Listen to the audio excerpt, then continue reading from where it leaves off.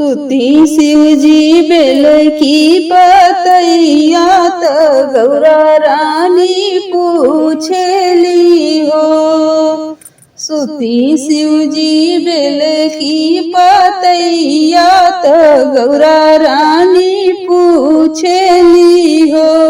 हे स्वामी ऐसन कौनो व्रत बतलाइती जे पति के उमर बढ़े हो।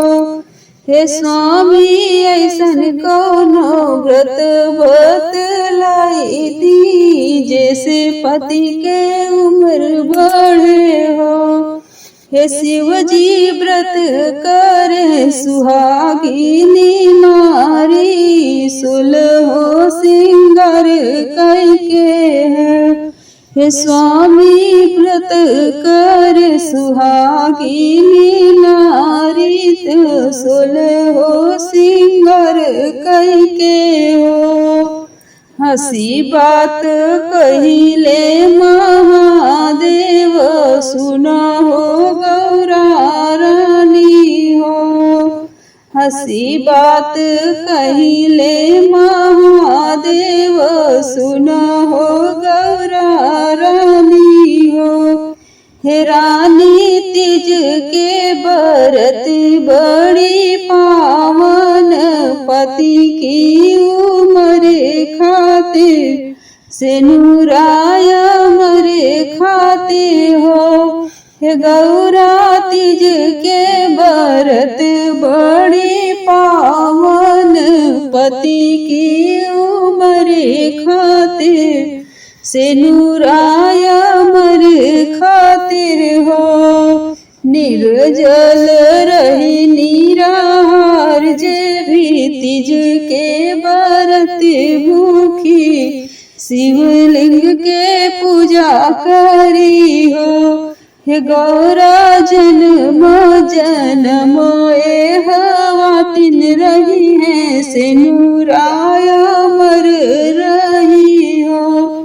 हे गौरा जन्म जन्म हवातिन रही है सेनुराय मर रही हो। कुंवारी कन्या के मिले सुंदर साजन औरी ससुराल मिलिए हो। हे गौरा होई मनोरथ सब पूरन जे भी तीज के व्रत करिए विधि से पूजन करिए हो। पूर्व जन्म में सुनो गौरा तू बड़ा तप कैलू दुखवा बहुत सहलू हो। हे गौरा तब पालू पति परमेश्वर तबुखी के पर्व तीज के हो। हे गौरा तब पालू मोर जस स्वामी तबुखी के पर्व तीज के हो। हिमराज घर लेहलु जन्म मैना रानी के कोखिया से हो। हे गौरा निस दिन धैलु हमर धयन मात कई के नामन मानू हो। बालू के शिवलिंग बनाई भंग धतूरा से पूजत रहलू हो। बालू के शिवलिंग बनाई भंग धतूरा से पूजत रहलू हो। हे गौरा बेल की पतैया पर लिखी हमके चढ़ावत रहलू हो। हे गौरा बेल की पतैया पे राम लिखी हमके चढ़ावत रहलू हो। मैना रानी कतनो समझावे लेकिन तू न मानत रहलू हो।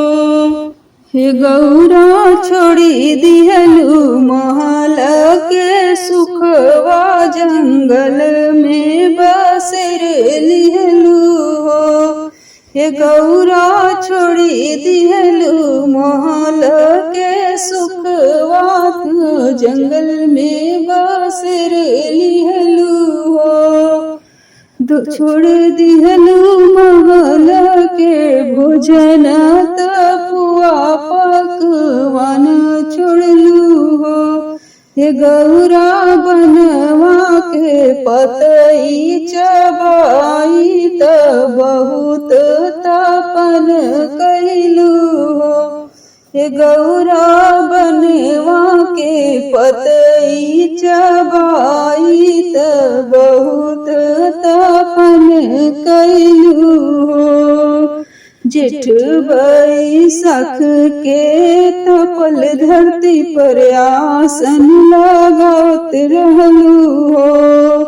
जेठ बैसाख के तपल धरती पर आसन लगावत रहलू है। हे गौरा भरी बरसतवा में भिजी भिजी हमके मनावत रहलू हो। पतई चबाइल छोड़ के बस हवा पिय के हो जियत रहलू हो। हे गौरा भरी जाड़ा हिम की पहाड़िया पर तप जप करत रहलू, हमके मनावत रहलू हो। हे गौरा भरी जाड़ा हिम की पहाड़िया पे जप तप करत रहलू, हमके मनावत रहलू हो। डोले लागल इंद्र के इंद्रासन, विष्णु जी के आसन डोले हो। हे गौरा हिले लागल कैलाश धमवात, तोहरी तपन मासे हो। हे गौरा हिले लागल कैलाश धमवात, तोहरी तपन मासे हो। हे गौरा डोले लागल शिव के आसन मात, तोहरी तपन मासे हो। कठिन तपनवा के देखी हमारे हृदय पिघल गईले हो। हे गौरा प्रकट भइली तोहरी सामनेवा, मांगऊ गौरा बर मांगऊ हो। नाही चाही अन्न धन खजन माता, कौनो रतन वानु हो। हे शिव जी हमरा से कैली बियाह, बसई है पर चाई हो। शिव जी हमरा से कैली बियाह, बसई है बर चाई हो। तोहर रूप देखी विष्णु जी मोहित भइले हो। तोहरे रूप देखी विष्णु जी बहुते मोहित भइले हो।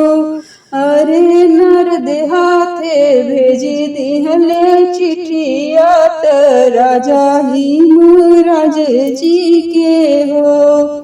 विष्णु जी के पाई के चिठिया, हिमराज जी हर्षित भइले हो। अरे जानल चाहे रहिया तोहार, बोलाई तोहसे पूछने हो। हमारे हृदय में बसे शिव शंभु, नहीं के चाहिए हो।